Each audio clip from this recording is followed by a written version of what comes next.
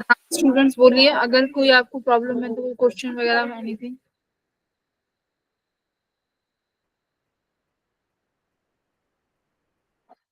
Sohail question बोलो कोई, अमर।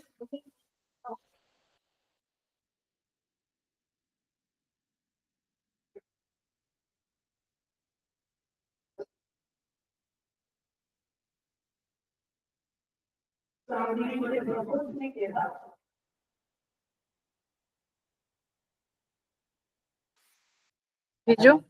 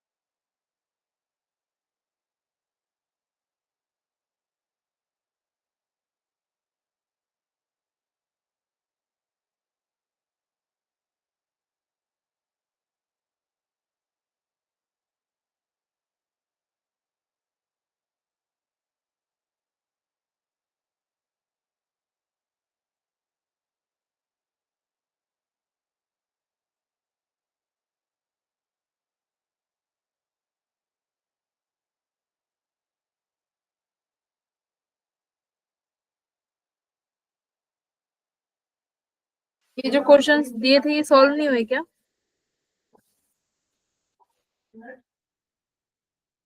इस फेयर का क्वेश्चन है, सोहेल ने जो भेजे हैं इसमें मुझे पता।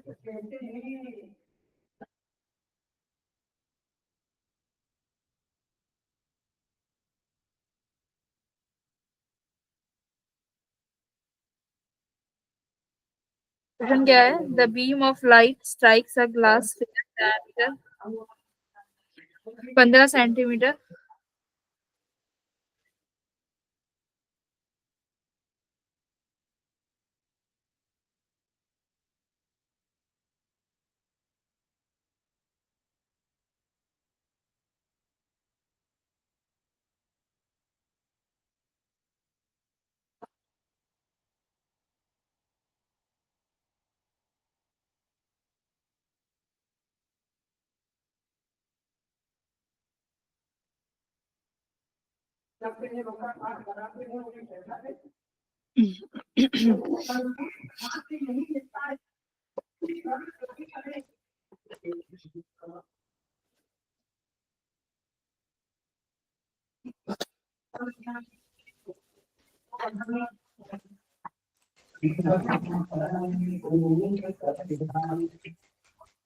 हेलो।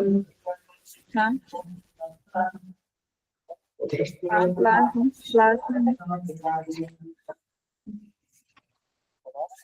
हम्म।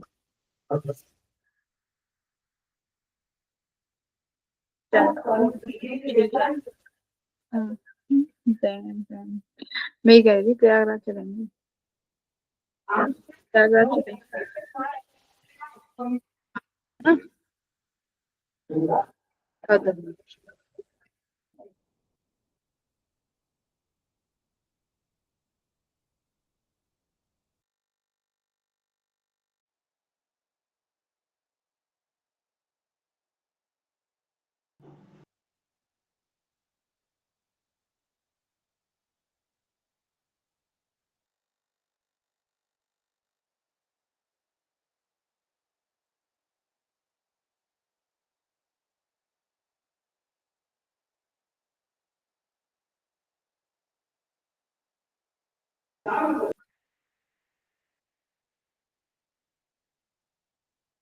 देखो एक क्वेश्चन है जो अभी भेजा है। मैंने जो क्लास में उस दिन दो क्वेश्चन दिए थे। एक beam of light strike a glass sphere of diameter 15 centimetre. ये हमारे पास क्या है, एक ग्लास स्फीयर है। ठीक है, एक ग्लास स्फीयर है जिसका डायमीटर 15 सेंटीमीटर है। ठीक है। ये हमें 15 सेंटीमीटर गिवन है। अब क्या बोला है, एक बीम ऑफ लाइट आती है, वो कन्वर्ज करती है 30 centimetre behind the pole of the spherical surface. ठीक है, 30 सेंटीमीटर दूर जो है कन्वर्ज करती है कोई लाइट रेज। अच्छा बच्चों, कन्वर्ज कर रही है, ठीक है, मान लो जैसे कोई भी लाइट रे है, कन्वर्ज कर रही है, कैसे कन्वर्ज करेगी, ठीक है, ये आई, ये लाइट रेज कन्वर्ज कर गई कहीं 30 सेंटीमीटर की दूरी पे। सुनो,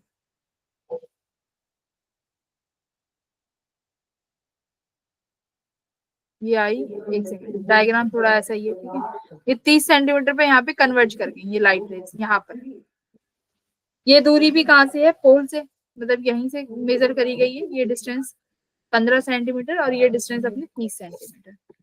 पूछा क्या गया है कि ये बताओ कि फाइनली इमेज कहाँ बनेगी।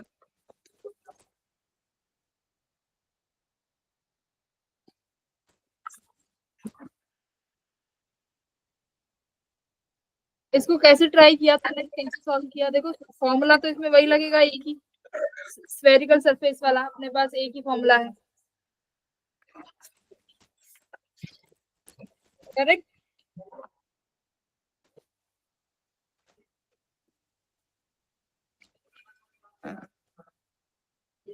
तो फॉर्मूला देखो मेरे पास एक ही फॉर्मूला है, पूछा गया है कि इमेज कहाँ बनेगी। क्वेश्चन है find the position of image, ये मैंने ग्रुप में सेंड किया था क्वेश्चन।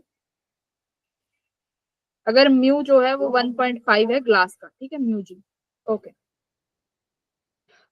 फॉर्मूला क्या होता है देखो, mu two upon V minus mu one upon U equal mu two minus mu one by R. सबसे बड़ी बात अब यही है कि यहाँ पर म्यू वन म्यू टू किसे माने, है ना। म्यू टू क्या होता है, जहां पर लाइट रेज एंटर करती है, म्यू वन जहां से लाइट रेज निकलती है, आर अपनी रेडियस होती है, वी जहां पर इमेज बनता है, यू जहां पर अपना ऑब्जेक्ट होता है। अब एक बात बताओ, जो ये लाइट रेज जहां पर ये कन्वर्ज हो रही है, क्या बोला है कि लाइट रेज कन्वर्ज हो रही है, अभी लाइट रेज जो कन्वर्ज हो रही है ये तुम्हारे लिए कैसा काम कर रहा है, एज अ किसकी तरह काम कर रहा है बच्चों, ये एज अ कॉन्वेक्स लेंस। नहीं, जो ये ऑब्जेक्ट यहाँ पे बना है जहाँ पे लाइट रेज कन्वर्ज हुई है, तो देखो ये लाइट रेज आई है कहीं पे 30 सेंटीमीटर पे जाके कन्वर्ज हो गई, तो यानी ये चीज एज अ वर्चुअल ऑब्जेक्ट काम करेगी ना। Yes ma'am. हाँ, तो ये तुम्हारे लिए अब वर्चुअल ऑब्जेक्ट की तरह काम करेगा।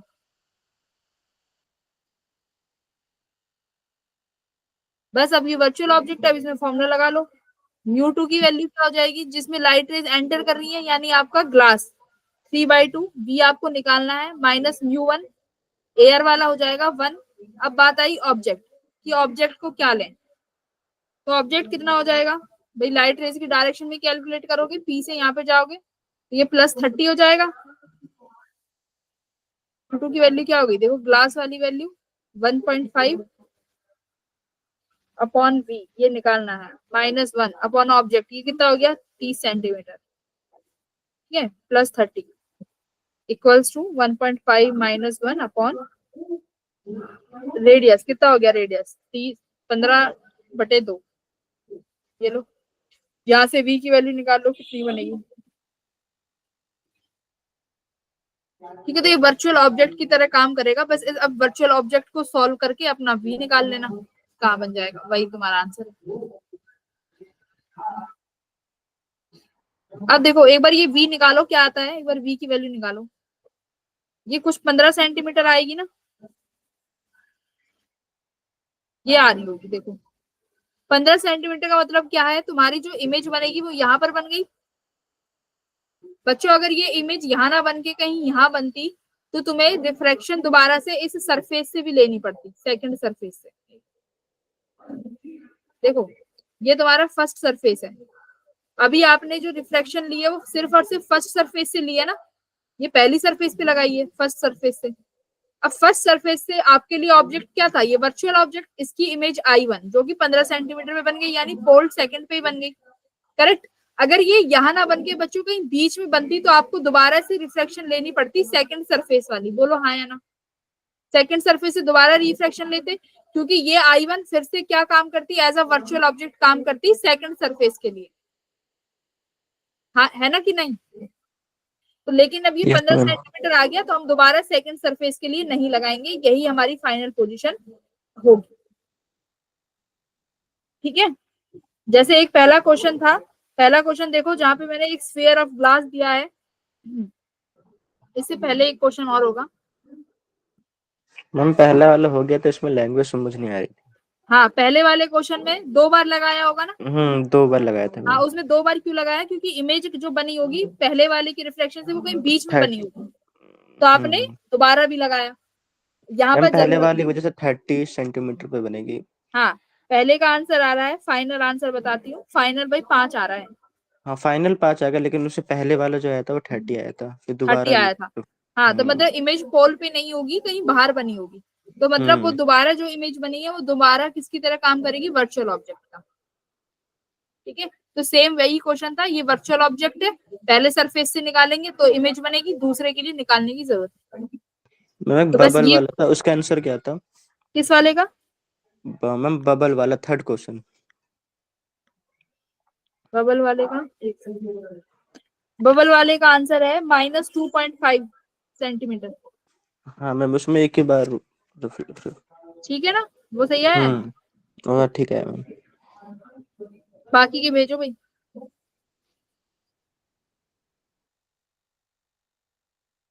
और किसी का कोई नहीं आया। मैम एक बार वो वाले क्वेश्चन में क्लैरिटी नहीं आ रही थी, जो बर्ड वाला क्वेश्चन नहीं था मैम, कौन सा वाला। रिलेटिव वेलोसिटी निकालने दे रखी थी, बर्ड और फिश वाला। हाँ हाँ, वो वाला क्वेश्चन थोड़ी क्लैरिटी नहीं आ रही थी। क्यों नहीं आई, बताओ क्या इशू है, कराते हैं।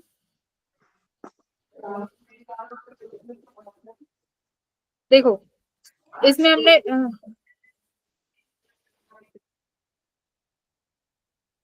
हर्ष का भी कोई क्वेश्चन आया है ना, अच्छा ये बर्ड वाला क्वेश्चन भेज दिया।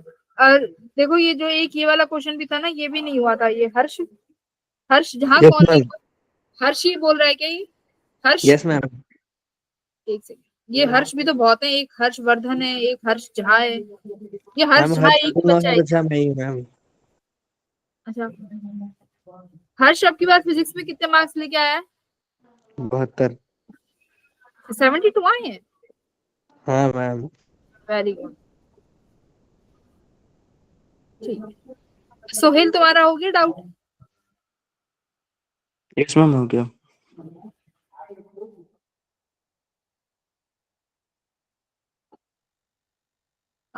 इस चीज में डाउट है।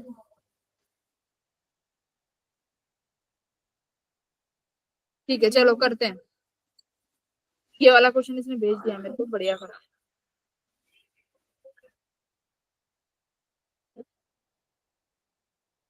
देखो क्या क्वेश्चन है कि हम इसमें हमारे पास एक ये वाटर का कंटेनर मान लो कोई, ये हमारे पास वाटर का कंटेनर है, यहाँ हमारे पास एक बर्ड है, यहाँ हमारे पास फिश है। हमेशा जो डिस्टेंस मेजर करते हैं ये याद रखना इंटरफेस से करते हैं, जैसे अंदर यहाँ से अंदर वाटर होगा और ऊपर एयर है, तो बर्ड से इस इंटरफेस तक की डिस्टेंस बच्चों मान लेते हैं XB, यानी बर्ड की distance.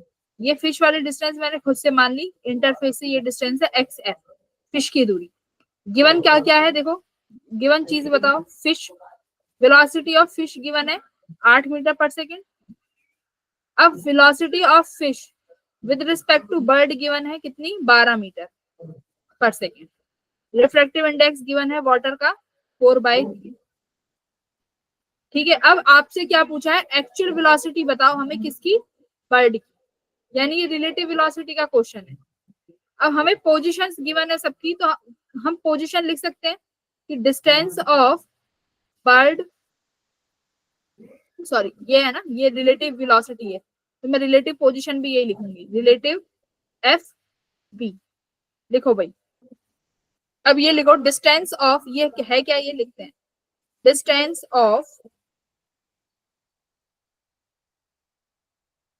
Observe that bird is driving, distance of bird with respect to यही वेलोसिटी गिवन ना, observe that a bird is driving down towards the fish with this velocity, यानी कि रिलेटिव वेलोसिटी गिवन है bird की fish के respect में।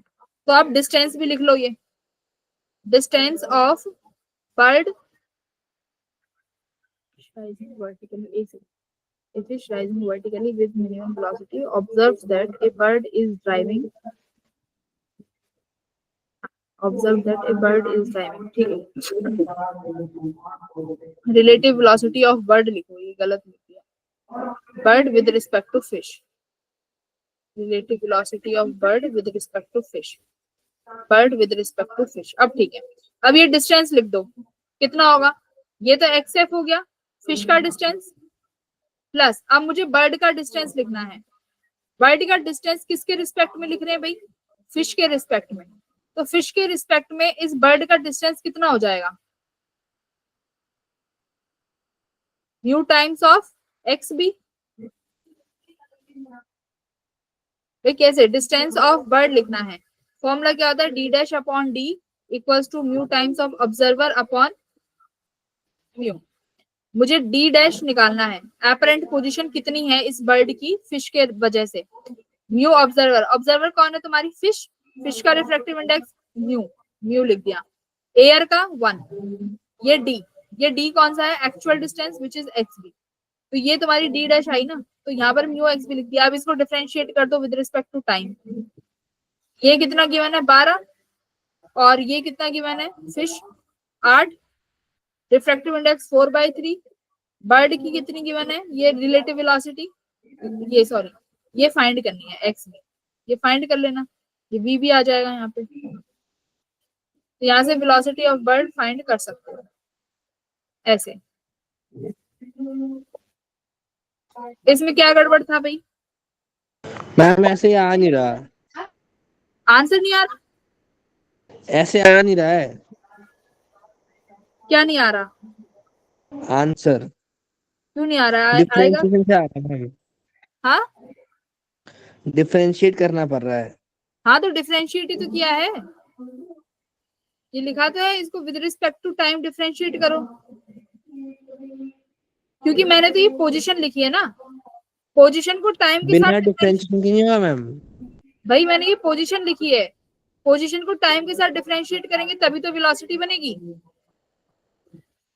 तो ये वेलोसिटी जब पोजीशन को टाइम के साथ करोगे तो ये क्या बन जाएगा, velocity of bird with respect to fish equals to velocity of fish plus mu into velocity of bird. तो अब ये सारी वैल्यूज यहाँ पे रखोगे तब ये वेलोसिटी ऑफ बर्ड निकल के आएगी, डिफरेंशिएट करना पड़ेगा ना टाइम के साथ, मैंने तो पोजीशन लिखी है। मैम मैंने आपको एक स्लाइड भेजी है, देखने के बाद उसमें डिफरेंशिएट नहीं करा और ऐसे क्वेश्चन कराया बिना डिफरेंशिएट करके। आंसर कहाँ है इसमें, आंसर तो निकाला नहीं,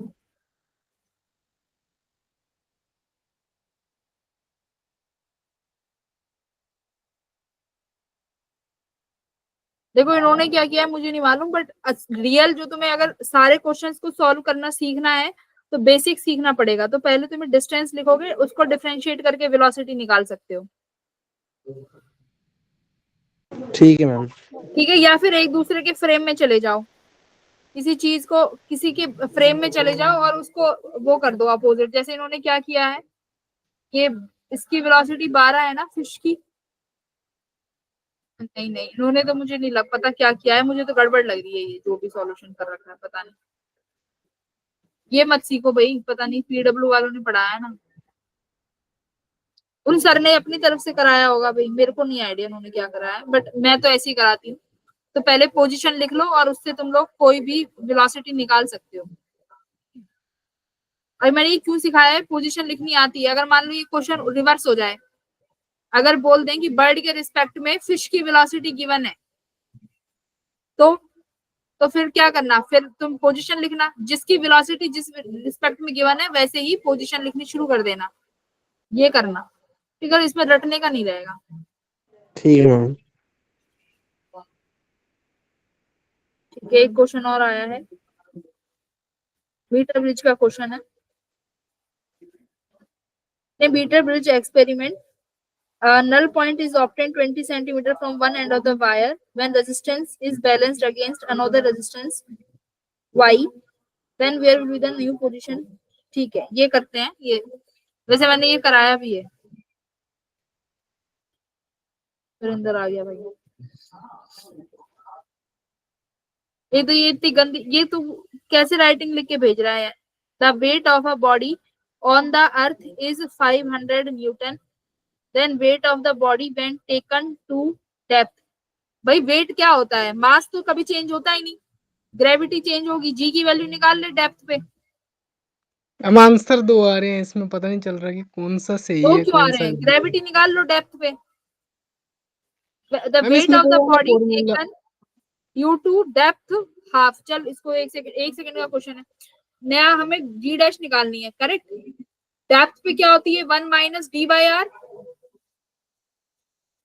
मैम वो फॉर्मूला कैसे लगेगा वहां पर? तो मतलब हाफ है ना, डेप्थ में, हाँ हाफ है ना रेडियस के, वो छोटा हो तभी लगता है ना वो। क्या बोला है? The weight of the body when taken to depth लिखा हुआ है ना। डेप्थ है तो डेप्थ के लिए ये फॉर्मूला लगता है ना। जैसे ये सरफेस है, इस सरफेस के डेप्थ में जाना है, और कितना जाना है? कहीं ये रेडियस है, रेडियस के बीचों बीच आधे पे, तो यहाँ पूछा है कि यहाँ कितना जी डैश होगा। हाँ कहाँ गायब हो गया मैम हम ये लोग? तो मैम ये तो तब होगा ना जब क्या बोलते हैं सबसे मतलब डिस्टेंस बहुत छोटा होता है, D is much less than are.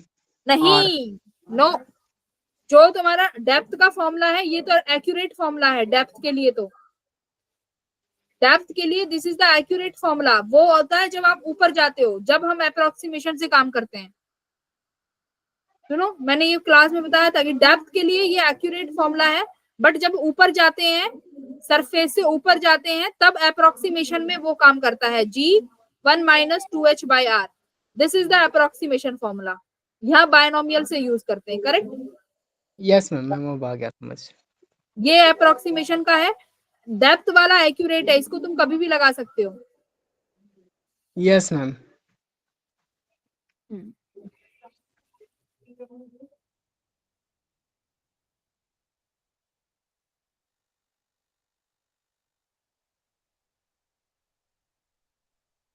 हर्ष अभी थोड़े से नॉर्मल क्वेश्चन सॉल्व कर लो, इतने हाई स्टैंडर्ड पे मत जाओ अभी। एकदम बेसिक बेसिक आएगा, मैंने इतना टफ नहीं टेस्ट में आना। आया था एक, हाँ एक टेस्ट में आया था इसलिए पूछ रहा हूँ। ठीक है, अभी करते हैं, बट अभी एक बच्चे ने ये बताएंगे लास्ट में। अभी एक ने मीटर ब्रिज का क्वेश्चन पूछा है, अच्छा क्वेश्चन है। एक बार नाम बताओ किसने पूछा है मीटर ब्रिज? नाम बोलो भाई, मैं देख नहीं पा रही। ठीक है, देखो आई ना मीटर कोई। ब्रिज, हाँ मैंने मीटर ब्रिज का एक कॉन्सेप्ट समझाया था ना, जो क्लास में जो बच्चे आते हैं उन्हें तो मालूम है। क्या कॉन्सेप्ट था? कि हमारे पास एक वायर होती है, इस वायर की लेंथ 1 मीटर यानी 100 सेंटीमीटर के बराबर होती है। ठीक है, और इस वायर का जो रेजिस्टेंस है ये किस तरीके से डिस्ट्रीब्यूट होता है? पर यूनिट लेंथ, है ना। इस वायर की खासियत क्या होती है कि इसमें जो रेजिस्टेंस है पर यूनिट लेंथ डिवाइड रहता है ना। जैसे मैं 1-1 मीटर बढ़ती जाऊंगी तो इसका रेजिस्टेंस भी क्या होता जाएगा? बढ़ता जाएगा। बढ़ता जाएगा। अब यहाँ पर देखो 0 सेंटीमीटर कहाँ लिखते हैं वायर में, और 100 सेंटीमीटर कहाँ लिखते हैं? बताओ जरा। 0 लेफ्ट 100 राइट। इस तरीके से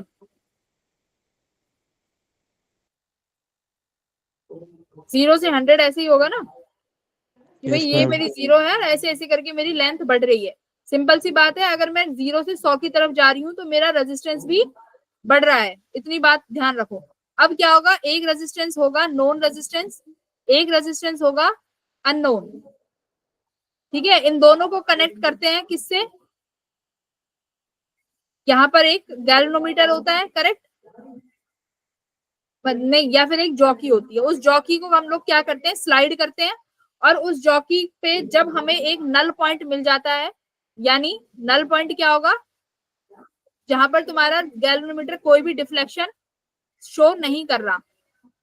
अब वो कंडीशन तुम्हें पता है वो कब होती है?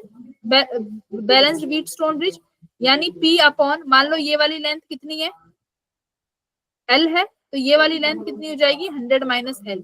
तो देखो ये कितना आया, P upon L equals to Q upon 100 minus L। तो इस तरीके से नल पॉइंट मिल जाता है। अब तुम्हारे सवाल के अकॉर्डिंग देखो क्या कह रहा है, null point is obtained at 20 centimetre from one end of the wire. मतलब कि 20 सेंटीमीटर पे मान लो मुझे नल पॉइंट मिल गया, ठीक है। When resistance is balanced against another resistance Y, मतलब दो रेजिस्टेंस है, पी क्यू की जगह एक्स वाई है, मतलब ये दो एक्स वाई थे, तो ये दोनों बैलेंस थे।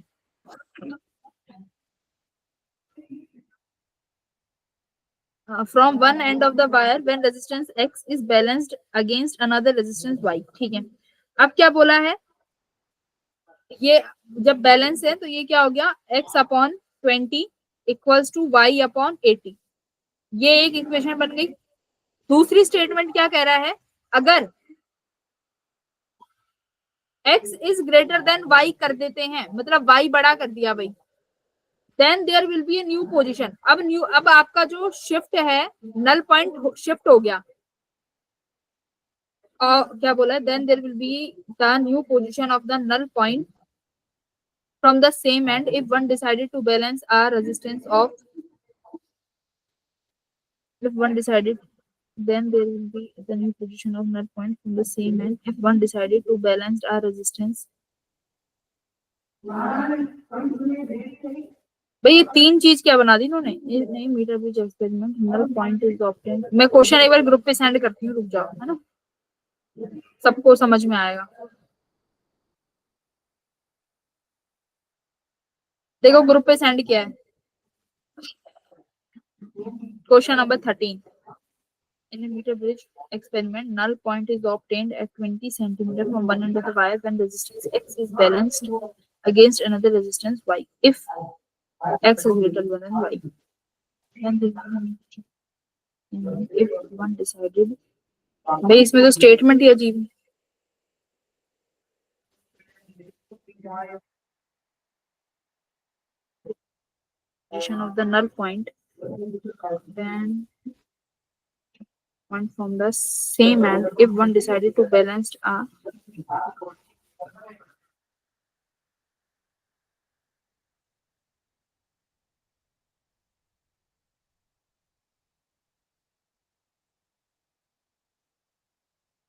ठीक है। देखो ये if x greater than y है ना, ये पहला ही केस है शायद, कि मतलब जो अगर मेरा x जो है y से बड़ा है तो मेरी ये कंडीशन बनती है, ये बैलेंस करके रखना है एक दूसरे को। अब बोल रहे हैं अगर मान लो मैं इसको 4x कर दूं, ठीक है, और ये y ही रहे, अब नई पोजीशन कहाँ शिफ्ट हो जाएगी,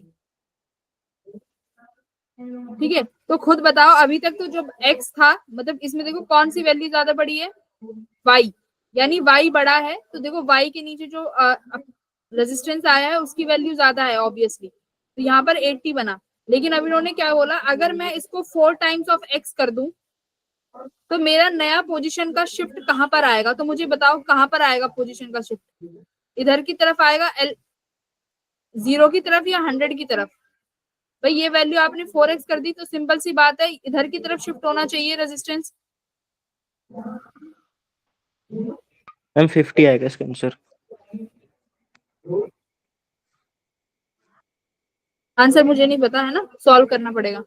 तो अब यही है कि यहाँ पर कहां पर हमारा जो है नल पॉइंट शिफ्ट होगा, तो नल पॉइंट देखो 4x, यानी ये रेजिस्टेंस अब ज्यादा हो गया, यानी मुझे इस वायर का रेजिस्टेंस बढ़ाना है, यानी इस अभी जो ये 20 बन रहा था, अब ये 20 से तो ज्यादा ही आएगा, इधर की तरफ जाना पड़ेगा हमें, ठीक है। तो अब इसको सॉल्व करोगे कैसे, 4x नया रेजिस्टेंस मान लेते हैं r dash equals to y, यहाँ पे कुछ नया रेजिस्टेंस बनेगा r1 डैश, ठीक है। अब ये शिफ्ट है तो 20 में कितना ये ऐड होगा ना, देखो अब इसको यहाँ पे क्या बनेगा, 4x अपॉन 20 प्लस कुछ नई लेंथ इसमें ऐड हुई होगी, x में जो लेंथ जो 80 थी वो y में क्या हुई होगी, माइनस हुई होगी।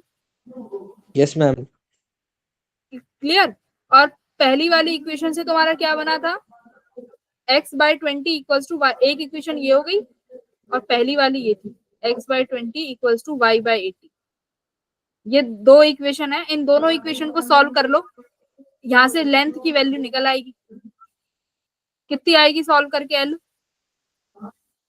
L30 आना चाहिए मैम शायद, तो फिर 20 ऐड कर देंगे अगर तो एल 50। 30 आ जाएगा तो फाइनल पोजीशन क्या बन जाएगी? 50 सेंटीमीटर। अगर ये सही करा दो तुमने, 2/4 मैम डायरेक्ट 20 प्लस L को T लिख दीजिए, डायरेक्ट आंसर आ जाएगा एक्स उससे तो। Equals to y/4। क्या कर दूं? मैम 20 प्लस L को T लिख दें और इधर 100 माइनस T। हाँ, तो अब ये अपनी इक्वेशन तुम्हें जिस हिसाब से सही लगे कर लेना। अगर इस इक्वेशन को सॉल्व करके एल की वैल्यू भाई 30 आ रही है, तो नया नल पॉइंट जो है 20 + 30 यानी 50 सेंटीमीटर आ जाएगा। कंफर्म कर दो जिसने भी भेजा है एक बार।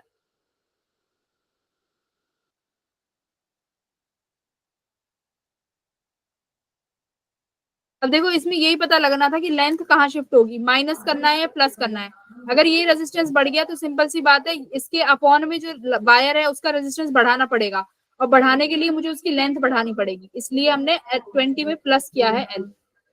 अगर ये रेजिस्टेंस कम हो जाता तो हम माइनस कर देते। ठीक है,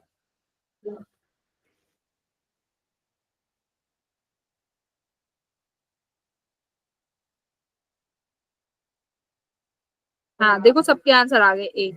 जिन्होंने क्लास ली है वो कर देंगे कुछ क्वेश्चन को। Very good. चलो, तो यही डाउट थे भैया, और किसी का कोई डाउट नहीं है?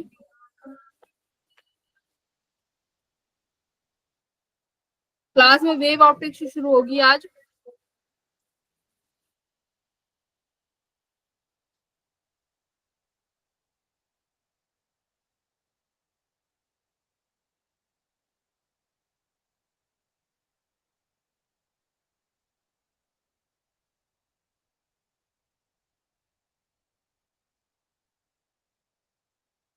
फोर्टीन भी करवाना है भाई? एक और क्वेश्चन है, रुको। चलो, the length of the simple pendulum is about 100 centimetre. The length of the pendulum is about 100 centimeter, known to have an accuracy of 1 mm. Accuracy of 1 mm. ठीक है। Its period of oscillation is 2 seconds. Determined, इसका 14 भी करना है। Determined by measuring the time for 100 oscillations using a clock of its respective accuracy is determined. जाओ एक second पढ़ना पड़ेगा। The length of the simple pendulum. The length of the simple pendulum is about 100 centimeter. Oscillation is period of oscillation is 2 seconds. ठीक है। Determined by measuring the time.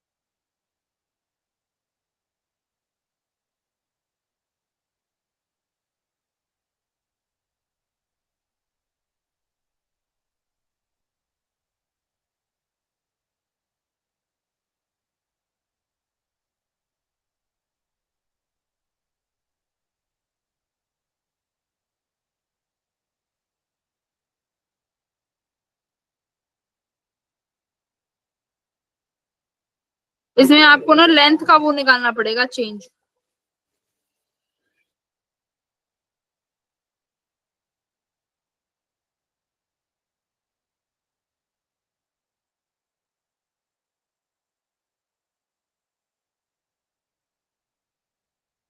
देखो इसे कैसे करेंगे, देख लो एक बार।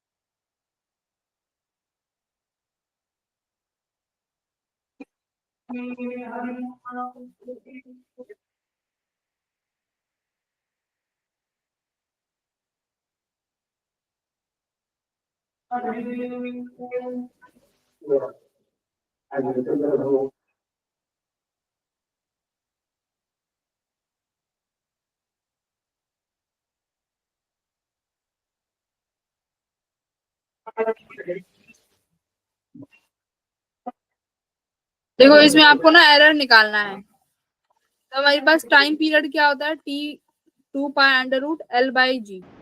Yes ma'am. ठीक है, तो G के लिए और L के लिए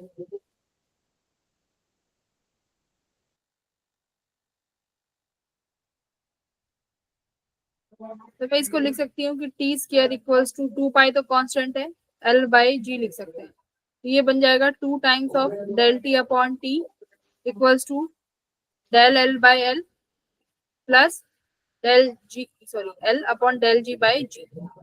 तो यहाँ से आप अपना क्वेश्चन सॉल्व कर सकते हो। लेंथ और ग्रेविटी का हो जाएगा। तो हमारे पास सबसे मेन है टाइम का, तो टाइम का कैसे निकालें, तो टाइम का कैसे निकालें भाई।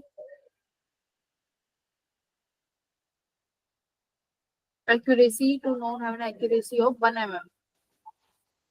Length of the circle about 100 centimeter to an accuracy of 1 mm. देखो लेंथ का तो गिवन है 100 सेंटीमीटर 1 mm। टाइम पीरियड का कैसे निकालेंगे, टाइम पीरियड जो गिवन है वो 2 सेकंड है।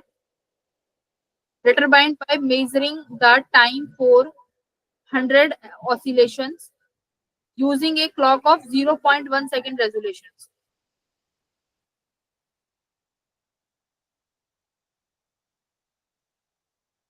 का रेजोल्यूशन है और measuring the time for 100 oscillations।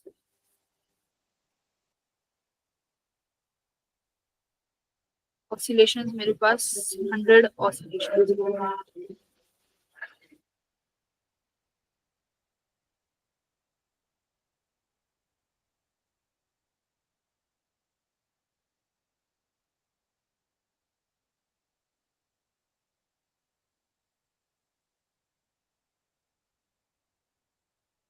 Del T हमें निकालना है, तो कितना हो जाएगा भाई, 0.1 सेकंड का रिजोल्यूशन है। कितने ऑसिलेशंस लिए, 100 ऑसिलेशंस लिए।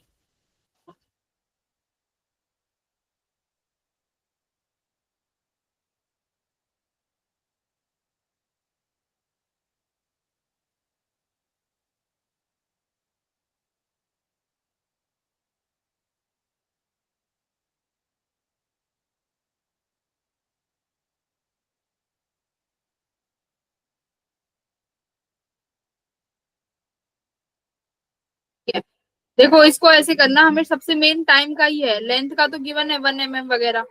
टाइम पीरियड का चेंज कैसे निकालें कि इसमें कितना डिफरेंस आया है। तो देखो इसने क्या बोला है, टाइम पीरियड आया है 2 सेकंड। अगर मैंने ऐसी क्लॉक से मेजर किया है जिस क्लॉक में रिजोल्यूशन कितना है 0.1 सेकंड। ठीक है, उस क्लॉक का जो रिजोल्यूशन है देखो 0.1 सेकंड है। और हमने ये कब फाइंड किया है, टाइम पीरियड 2 सेकंड, जब मैंने कितने ऑसिलेशन मेजर करे हैं, 100 ऑसिलेशंस मेजर करे हैं। ठीक है, तब मैंने ये टाइम पीरियड 2 सेकंड फाइंड किया है जिस घड़ी में 0.1 सेकंड का रिजोल्यूशन है, मतलब गड़बड़ हो सकती है इतनी। तो देखो मेरे पास टाइम पीरियड का फॉर्मूला क्या होगा, यहाँ से T/N होता है कि मतलब कितना रिजोल्यूशन है अपॉन नंबर ऑफ ऑसिलेशन। अब मुझे क्या चाहिए, डेल टी चाहिए। तो डेल टी कैसे निकालेंगे भाई, del T equals to LT/N। Del T upon del N. N तो क्या ही होगा, एन तो एन ही रहेगा।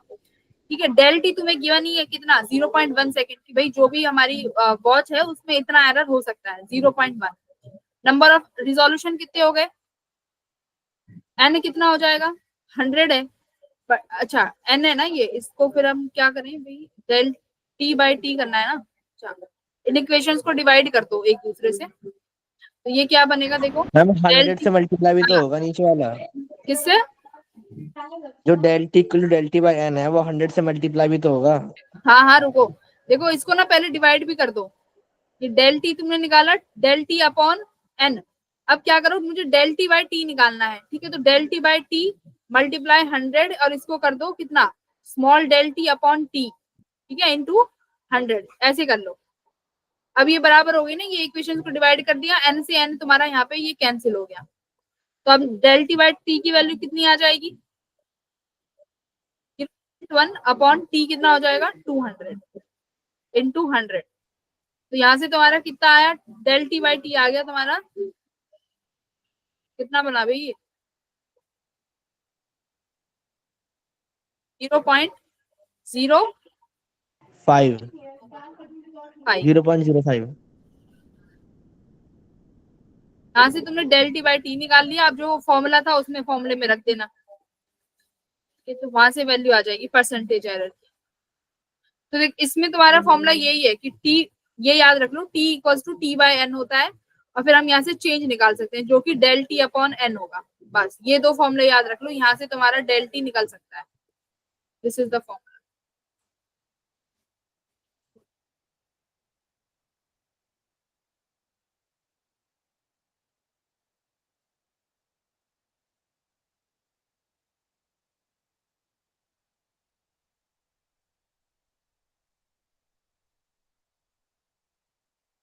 Okay, bye everyone.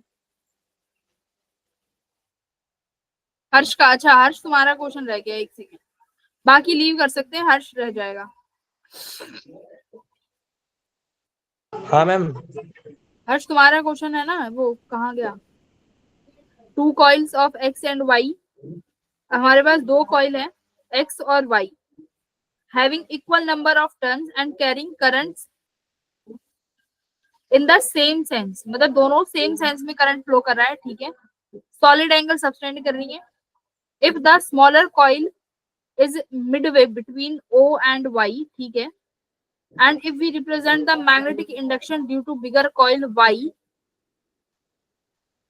magnetic induction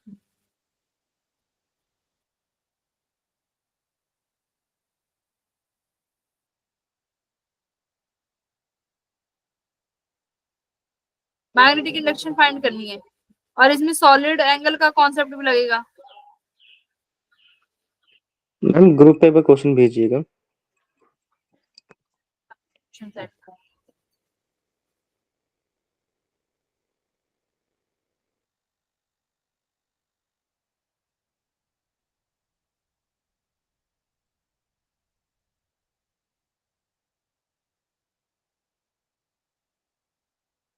इसमें देखो सॉलिड एंगल का कॉन्सेप्ट लगाने की जरूरत नहीं है, इसमें हम लोग एक्सियल कॉइल पे हमें मैग्नेटिक इंडक्शन निकालना आता है ना, एक्सियल का, एक्सियल डिस्टेंस पे।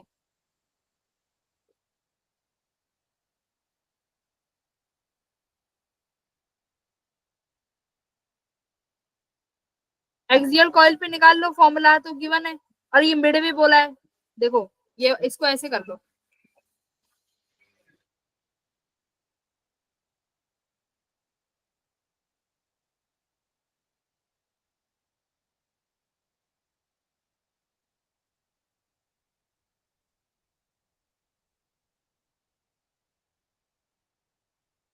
क्या है हमारे पास 2 कॉइल है,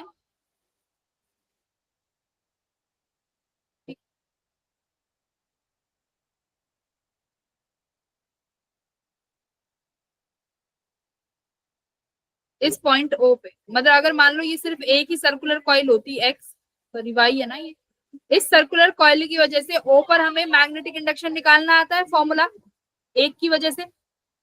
यस वाई मैम। क्या फॉर्मूला होता है, mu naught N I R square upon R2R X square plus R square की पावर 3/2 2 भी ये आता है। हमारा फॉर्मूला होता है, हम ये वाला फॉर्मूला लगा सकते हैं। बीच में इन्होंने क्या बोला कि एक और कॉइल है एक्स जो कि मिडवे पे रखी हुई है। मान लो अब ये वाला जो डिस्टेंस है, हम क्या करते हैं, ये सेंटर से जो ये मान लेते हैं, ये वाली डिस्टेंस मेरी एक्स है, वाई से लेके ये एक्स है, तो ये वाई से यहाँ तक कितनी हो जाएगी x/2, यस मैम। इसका x/2 हो गया, ये डिस्टेंस r हो जाएगी, गिवन है कि नहीं गिवन है, r radius, 2 circular coil equal number of turns carrying current I. हम रेडियस का रिलेशन आ जाएगा मैम, सिमिलैरिटी ट्रायंगल का यूज करके। यस मैम, लग रहा है मैंने। उसके कॉइल का आंसर देख, रेडियस r और r/2 बन जाएगी, coil distance x and radius r, then the circular coil will have, ये मिडवे पे है ना, तो ये वाली r, ये अगर ये r लोगे ये मिडवे पे r/2 हो जाएगा। ये सेम एंगल सबटेंड कर रही है ना ओ पे, इस वजह से सेम एंगल के लिए ये r/2 और ये x/2 हो जाएगा। तो ऐसे यहाँ से bx का निकाल लेना, कितना जनरेट करेगी, दोनों का रेशो ले लेना। यहाँ से ये क्वेश्चन आ जाएगा। सॉलिड एंगल का कोई क्वेश्चन नहीं लगेगा, बस ये था कि एंगल सेम रखने के लिए इनका r और x क्या लेना है, ये कॉन्सेप्ट था। ठीक है मैम। चलो